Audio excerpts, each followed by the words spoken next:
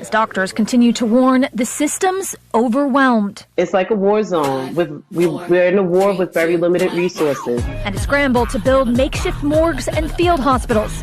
New York Governor Andrew Cuomo to NBC's Lester Holt. I hope this whole facility, Lester, stays empty. I believe that's going to be the case. The numbers don't say that's going to be the case. In California, it's all hands on deck. Every minute is a minute lost. A dire warning from officials. Los Angeles is just days away from the kind of crisis engulfing New York.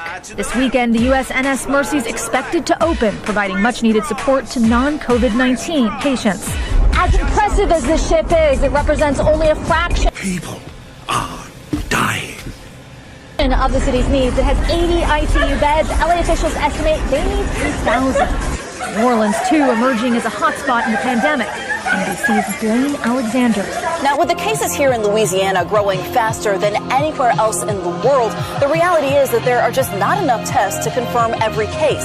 In Miami, a mandatory curfew. Orders to stay off the streets from 10 p.m. to 5 a.m. It is growing quickly. I mean, every time I go into work, we have at least a few more cases. Now there's a statewide ban on vacation rentals, in addition to a mandatory 2-week quarantine for anyone arriving from Louisiana and New York. In Rhode Island, police stopping cars with New York plates. Right now, we have a pinpointed... People are dying. We need to be very serious. And that risk is called New York City.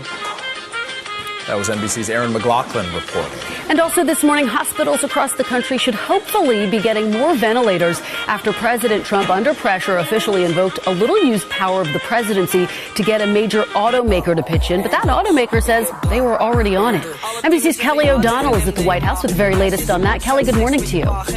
Good morning, Kristen. Despite the president's reluctance early on, he is now using the federal government's power to manufacture more ventilators and buy more where available over the next 3 months. A tight timeline, given the number of serious illnesses from coronavirus continues to rise in hotspots around the country.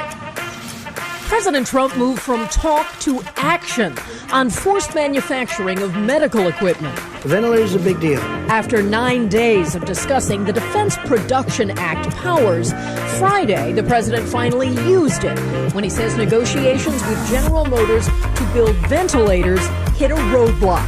We didn't want to play games. If they don't treat you right, I don't call. In a remarkable turnaround, the president, who had insisted last week the federal government is not the nation's shipping clerk. We have to get these people on board. We're not looking to get into a big deal on price. Now says the U.S. government can order ventilators to supply states and allies. If we do not need them, that will be wonderful. We can help a lot of great people all over the world. We can help them live.